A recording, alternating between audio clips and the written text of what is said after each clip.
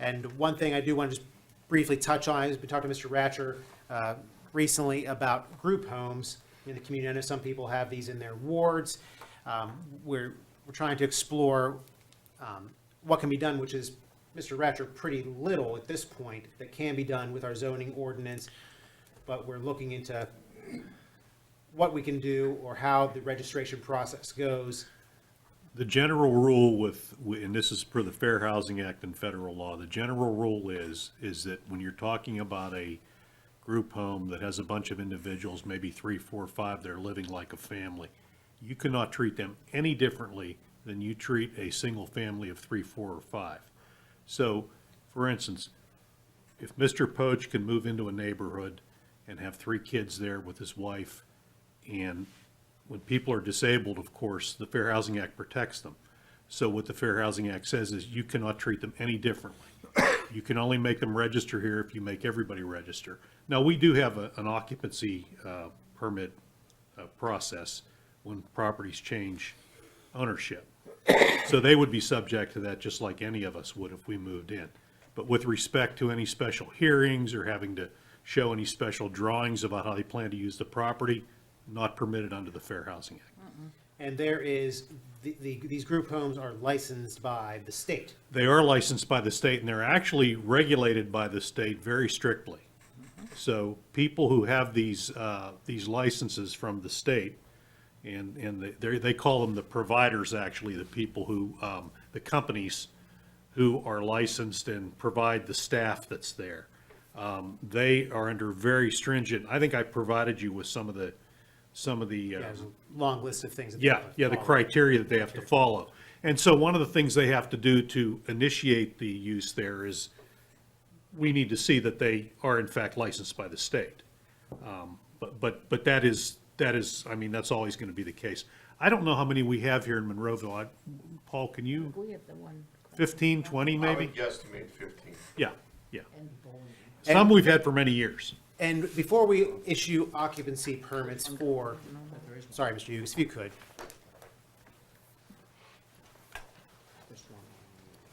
Before we issue occupancy permits to these homes that are going to be used as group homes, do they provide us with their state license? No, nor do they have to, because we issue an occupancy permit to the owner of record.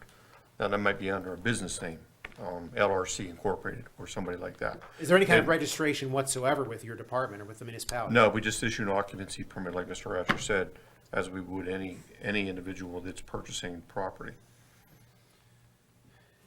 And I find, and it's challenging because, I mean, it's certainly, we don't discriminate here as far as, you know, we want equal opportunity for everybody to be living, but a lot of these are businesses that are operating these group homes. And it's a shame that the way the state has handled this, where we don't even know that, we don't even get notified, which I think is an issue with not only for, you know, your department, the public safety. I mean, I think it'd be good for, Well, the fire department, there's actually a section in the CAD system downstairs that they're supposed to be able to relay that to the units going to that, but they don't have it. and even from a public safety standpoint, it'd be nice to know that there was maybe, you know, 5 people that are in wheelchairs in a particular home. That'd be nice for the dispatch center We to don't know. know that. Right. And so, And we can't invoke any of our codes to that group home. They want to We volunteer. can't make any special provisions for a sprinkler system or fire protection system. That's something that's outside of our domain to do that. So it's I a mean, voluntary thing, Mr. Harvey? Is So- that what you're saying? It would be a voluntary thing on their part to say, we want you to know that we have this, so in And case. they've done that. When I was chief of the fire department, I would get letters from those people, and they would give me the names and locations of the people in that house. I would think that'd be beneficial would for bring it them up. as well. It's actually part of this, I'm there somewhat an familiar with issue, that huh? part of the state Right. code for that. Is there an particular issue state. with getting that? No. No, but They did it willingly. You It can't does- ask them. we didn't know half of them. I Right. don't Yeah, know. right. so Mr. Poach, you were going to I say? said, I only know the what one Department is, of what I Welfare would know. frequently, Yeah, I depending know on which one is more. type of home that it's in place, there is sometimes a requirement for them, Yeah, it depends on the the category. category of them, or if it comes to The Department of gentleman Welfare, that's Department of at the Health, senior Right. center. to notify, to send a letter to the local fire Gentleman station that's at or. the senior start- Right. we have- Because we sometimes have- the notification will go to the fire department, Yeah. sometimes it comes to the Who's the gentleman municipality. ahead of the senior center? Okay. President. Typically, how we find out? president. Excessive parking on the street, parking in the front yard, which are things that we can He's on the enforce. planning commission. Right. But that's usually because the caregivers are, there's more of them There's one than there's across the parking street from his spaces, house so on Raspberry Drive. they start parking wherever. Okay, he lives. Okay, well, I mean, I just want to bring it to council's attention, the public's attention as well, but, you know, if there are things that we can do You know, for Jim this, we're McAloo- gonna try to do it and look into it through Yeah, well, a he's state. not president, he's in a nursing home. But I just want to bring it to council's attention. Mr. Ratcher, thanks Yeah, for he filling us in. sick, Yeah, and I'm sorry I can't be more, I really have an extensive background yeah. with the Fair Housing Act That's and the with one right disabilities across the street housing. with That van of Hey, parking, Gentlemen, yeah, gentlemen, if 1 second, That please. is the one with the van. yeah. Mr. Harvey, Mr. Wilson, Sorry. we'll be out here in a minute, you guys can talk then, okay? And the frustration in communities is always the same. But federal law is very clear on this. And it's been made over the last 20, 25 years. What happened originally was a lot of people with disabilities were institutionalized. They lived in these large settings. And back in the mid-'80s, really, sociologically, it was determined they'd be better off to live in these small group settings and live like a family. And so most municipalities wanted to have a separate classification for them. They wanted to have hearings, whatever. And the federal laws have been very clear on that. And the federal courts have sanctioned the municipalities that have refused to comply with those regulations.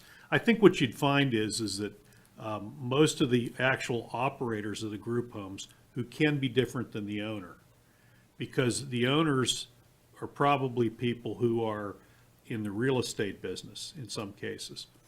But the actual operators are social service agencies licensed by the state. Most of them are nonprofit.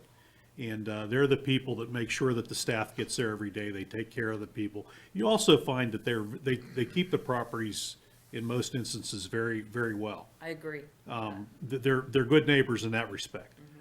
So there's a big body of law out there on it, and the bottom line is, the courts don't want to see any discriminatory impact in terms of what your ordinance says or what you make these people do. Is it the exact right way to handle it from a policy standpoint? That's debatable, but that's where we are right now in And certainly, 2020. and certainly we want to welcome everyone, but the main thing is more of just from a public safety standpoint, if there was some kind of registration process, that'd be beneficial. I have a question. If you have 2 people in a wheelchair or 4 people in a wheelchair, somebody with multiple sclerosis, and they call the EMS, does the EMS have to bring special equipment or more equipment to deal with these situations? Sometimes, Bob, yeah, that's the case, but you'll also find in those facilities, again, there's 2 of them that I know of, in Second Ward, that they have ADA compliant access to it. So actually, from that standpoint, they're actually kind of easier to get into in some cases in a residential You home. ever see an ambulance sitting on the street with a pumper truck behind it? It's because they're there for manpower. Yeah, and that, That's what my question. Takes more people to deal with this? in some circumstances, in some situations, but you'll also find that they've made the other agencies, as Bob talked about, that operate them. And again, there've been times I've been asked to go in and look at them, to say, hey, does this work? Some of those operators have been that forward-thinking from the too. So you'll see some of those places with better access, ramps, many of those other things, because they would do it anyway and would have to allow the residents to come in. So it is a trade-off between them. And to Ron's point, yes, occasionally you need help, to do that. It's in place too. So it's not clear one way or the other specifically.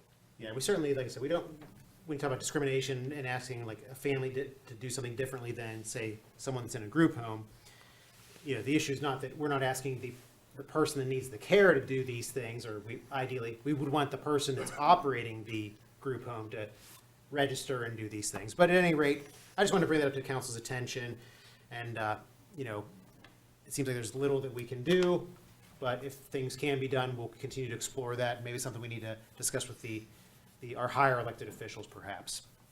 So with that,